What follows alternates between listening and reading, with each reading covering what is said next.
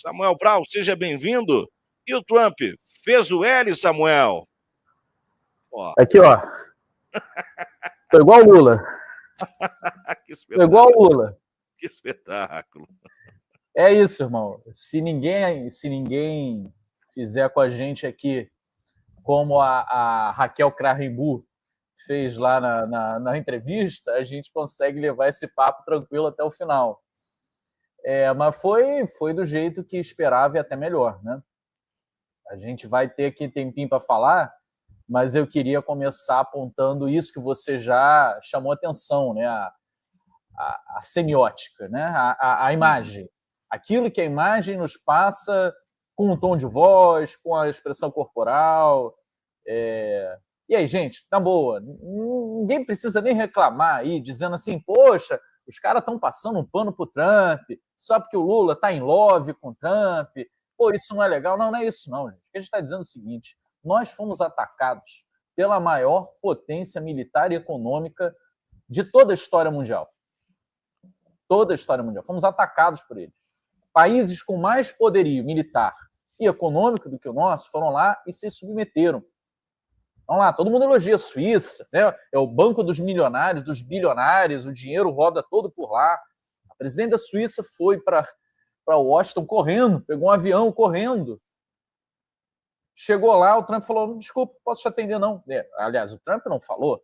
Ele mandou um porteiro avisar, olha, o seu Trump não vai poder te atender porque ele vai jogar golfe. Volta outro dia, mas combina, primeiro para a gente dizer se quer te receber. Ah, mas o que eu faço? Ué, não sei, volta para casa.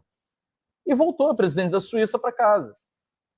A mesma coisa aconteceu, de certa forma, com a presidente da Comissão Europeia, ou seja, a presidente de toda a Europa, né, da União Europeia, representante de todos os países da Europa, foi lá, ficou sentadinha num banquinho do corredor. Gente, isso não é figura de linguagem, não. A gente não está aqui criando uma cena que não aconteceu para ficar mais forte a ideia. Não, isso aconteceu. Ela ficou sentada num banquinho de madeira duro, no corredor, junto com outros representantes da alta diplomacia europeia, para falar 10 minutos com o Trump e voltar para casa sabendo o seguinte, vai ter tarifa sim, e ainda vai ter que bater $500 bilhão de vocês aqui nos Estados Unidos, ou a tarifa vai ser maior. E ela voltou para casa dizendo, gente, foi o máximo que eu consegui. O presidente, o primeiro-ministro do Japão, a mesma coisa. O Japão, grande aliado dos Estados Unidos, que levou 2 bombas genocidas na cabeça e que agora quase 1/3 do território japonês pertence aos Estados Unidos, bem que é um território pequeno, mas pertence aos Estados Unidos, completamente dominado legalmente, inclusive, pelos Estados Unidos, foi lá. É o grande aliado dos Estados Unidos. Lembremos, no final dos anos 80, os Estados Unidos humilhou o Japão de novo. Quando o Japão se tornou a segunda maior economia do mundo e corria risco hipotético, né, de que ele ultrapassasse os Estados Unidos em dinamismo econômico, os Estados Unidos foi lá e deu uma pancada econômica, pegou todas as instituições mundiais que, em tese, compõem o sistema ONU e falou o seguinte, vocês compõem o sistema Washington, vocês servem para mim. Então, façam o seguinte, humilhem o Japão, acabem com o crescimento econômico do Japão. E foi lá, o Japão de novo abaixou a cabeça, sim senhor, gostamos muito de vocês. Agora o Japão foi mais uma vez lá pedir para o Trump, pelo amor de Deus, seu Trump, não põe tarifa na gente, não desse tamanho. Aí o Trump falou, não, vai ter tarifa e você vai ter que gastar $500 bilhão aqui, igual a Europa. E aí voltou o ministro japonês, que bom, olha, eu consegui, viu? A tarifa agora é menor do que ia ser antes. É maior do que tinha antes, mas é menor do que o que ia ser. Só troquei isso por $500 bilhão de gasto. Então, meus amigos, essa foi a postura dos países mais ricos e mais poderosos militarmente do que o Brasil. E eu gosto sempre de lembrar, Tiago, que a nossa imprensa liberal passou as primeiras 2 semanas dos ataques bolsonaristas e trumpistas ao Brasil dizendo que o Brasil tinha que fazer como os outros, que o Lula não queria conversar, que era um absurdo, que estava fazendo um jogo político às custas do interesse do Brasil, que era a hora da gente baixar a cabeça e saber o nosso tamanho. O Lula não fez isso. o Lula manteve-se altivo durante o quê? Julho, agosto, setembro, 3 meses inteiros, sem negociação, com todo tipo de ataque ao Brasil. Com ameaça, inclusive, de ataque militar pedida pelo clã Bolsonaro e reiterada recentemente. E o Lula manteve-se firme. Se o Trump não quer conversar, não vou ser eu que vou pegar telefone e ligar para ele. Eu não vou sentar na beiradinha da cadeira com a mãozinha junto, igual o Zelensky, e ser humilhado. Eu não vou. Ele, obviamente, não vai criticar o Cyril Ramaphosa, né, que é o presidente da África do Sul, mas que acreditou na boa vontade do Trump e foi lá na Casa Branca para o Trump fazer um circo com flip chart e tudo mais, dizendo que a África do Sul é racista contra branco e que precisa devolver a terra tomada durante o período do apartheid para os brancos. Essa foi a humilhação que o Cyril Ramaphosa passou lá. E essa é a humilhação que o seu Zé da Ucrânia passou com o Trump. Pedindo desculpa, sendo humilhado. Cala a boca, eu estou falando. Usa uma roupa direito, rapaz. Foi nesse nível, meus amigos. Vamos lembrar que isso tem 3 meses só. Agora, vejam Lula. Vejam Lula. A postura dele, ó, eu estou aqui inclinado para frente, porque eu, de certa forma, acho que a nossa audiência, Thiago, é uma audiência que merece o máximo de atenção, de foco. O Lula estava tranquilaço. Assim, ó, o seu Trump, tá assim, ó, a mão dele aí tá assim, ó, falando, apontando, só faltou pedir, traz um negócio aí, traz um quitute. Foi nesse espírito. Porque se o Lula tivesse corrido nos primeiros dias, semanas ou mês atrás do Trump, como fizeram todos os outros líderes mundiais, ou todos não, estou exagerando, né? Os altivos não fizeram isso. Os altivos do BRICS não fizeram isso. Mas se ele tivesse feito como os demais, evidentemente que o Lula estaria numa outra postura corporal, num outro cenário onde o Trump comandasse as ações, todo o cenário seria favorável ao Trump. Esse cenário não. Esse cenário foi trabalhado, primeiro, num encontro casual, rápido, né, nos bastidores ali da ONU. Lembrando, é no espaço da ONU que eles se encontraram. Um espaço neutro, que embora esteja nos Estados Unidos e que embora os Estados Unidos, sem respeito nenhum pelo direito internacional, comecem a fazer parecer quintal da casa deles para impedir que presidentes de outros países compareçam, como fizeram com Mahmoud Abbas, né, que é o presidente da Autoridade Palestina. Mas, embora os Estados Unidos estejam avançando nesse tipo de ridículo, ainda é um espaço neutro, ainda é um espaço da ONU. Foi ali que eles se encontraram. Segundo, se encontraram via telefone, cada um no seu escritório. E terceiro e último, se encontraram num país terceiro, num encontro asiático, que não tem nada a ver com os Estados Unidos, nem nada a ver com o Brasil. Foram lá usar um campo neutro para esse diálogo. Veja como Lula preparou o momento correto, no tom certo, para que o diálogo se iniciasse. E se iniciasse não do jeito que o Trump quer, e não do jeito que certa base liberal bolsonarista brasileira quer. Eu comecei criticando a Raquel Krahenbuhl aqui, porque foi ela que insistiu inúmeras vezes em trazer Bolsonaro para o debate. A ponto do Trump ter que falar assim, você não fala mais. Chega. É vez de outro falar. Em outro isso não é da sua conta.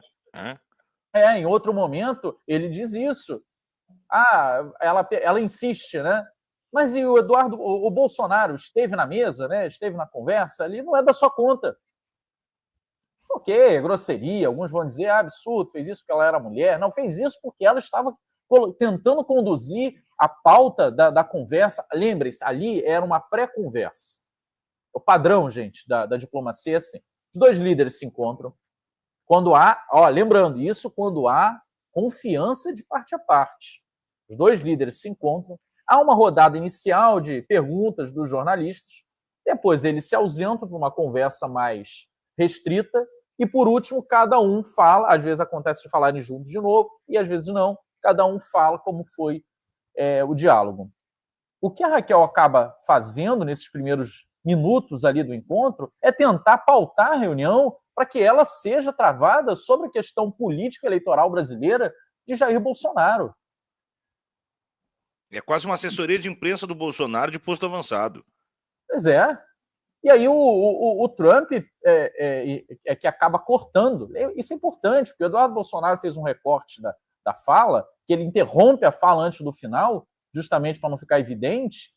E o que é evidente? Evidente que o Trump falou, eu não estou interessado em Bolsonaro. É ter meu amigo, eu gosto dele, é um cara que tem seus problemas, mas assim, não está sobre a mesa, não é assunto nosso. Acabou, morreu, passou, esquece, sabe? Aceita. E ela insistindo. Depois que houve a reunião e que o Mauro Vieira vai relatar a reunião, Mauro Vieira está falando da questão mais importante. Que horas vai ser a negociação entre as partes técnicas? O que vai ser tratado? E ela de novo interrompe para perguntar de Eduardo Bolsonaro, de Jair Bolsonaro. É preciso o Mauro Vieira, com toda a delicadeza no mundo, dizer, espera um minuto, deixa a gente acabar de falar. Em outro momento, eu vou terminar, não quero ficar focado aqui nela, mas é muito importante, porque ela é representante da Globo News, ela é representante de todo o sistema Globo naquela entrevista. Em outro momento, o Trump, né, naquele momento lá inicial, que ela tenta de novo invadir o diálogo, o Trump praticamente quase pede a saída dela. Foi nesse nível de absurdo. Então, não vamos mais falar do que tentaram fazer a reunião ser, Thiago, e vamos falar do que a reunião foi. O que foi a reunião, Samuel? A reunião foi, Thiago, um encontro altivo entre dois presidentes que têm desavenças, né, importantes por conta da geopolítica. Ficou muito no tom do que eu comentei ontem, de que o Rubio dava sinal, né, de que tinha sido centralizado. E hoje, ao ser dito que o Rubio não participará mais das tratativas, e sim as áreas econômicas que são afeitas ao negócio, ficou evidente que ele foi centralizado. Quando ele sai dizendo ontem, não, é bom para o Brasil ter os Estados Unidos e não a China como parceiro comercial. Ele levou uma centralizada, Thiago, do tipo, olha, irmão, chega dessa maluquice. A gente tem que convencer o Brasil de ficar com a gente e não com a China, senão vai ser ruim para a gente. E a melhor forma de convencer o Brasil é inverter esse raciocínio e dizer, Brasil, para você é melhor ficar comigo. É cortejar, né, Samuel? Tem que cortejar o Brasil. Perfeito. É tentar convencer o Brasil de que o interesse dos Estados Unidos também é interesse brasileiro. Por quê? Porque é interesse dos Estados Unidos. E aí eu me devoto, eu estendo o tapete vermelho, eu converso, olha, vamos tirar isso aqui que está te prejudicando, então, para ver se fica melhor. Isso é negociação. Isso é negociação. O Rubio não sabe fazer isso. O Rubio sabe fazer ameaça. E o Trump, que é da mesma cepa, mas o Trump ele faz de forma calculada. Quantas vezes eu falei aqui com a nossa comunidade do DCM, que o Trump tem uma estratégia de comunicação, ele aprendeu lá atrás, o Kiko Nogueira estava até falando hoje mais cedo aqui com quem ele aprendeu. É uma estratégia, ele ameaça, ele deixa você em pânico para que você chegue na mesa totalmente rendido e faça a negociação nos termos dele e saia ali. Bom, pelo menos não foi o que eu imaginava de pior. É essa a estratégia do Trump. Só que não funcionou. E quando não funciona, você precisa mudar a estratégia. Foi o que o Trump fez. Ele autorizou a mudança de estratégia. Vamos cortejar o Brasil. Não vamos mais ameaçar. Não vamos mais apontar uma arma na cabeça. Sabe, o Brasil estava com uma arma na cabeça e o Lula dizendo assim, puxa o gatilho. Quero ver ter coragem. Ah, não tem, né? Então, baixa essa arma, que tu não vai fazer nada com ela mesmo. Se não vai atirar, não puxa a arma, né? Você não vai fazer nada com essa arma, eu sei, você sabe. Então, guarda essa arma, vamos conversar que nem dois adultos. Puxaram a cadeira, sentaram e começaram a conversar. O Lula hoje mostrou ao mundo por que ele é reconhecido como um grande estadista, um grande articulador, não só a nível nacional, né, mas a nível internacional.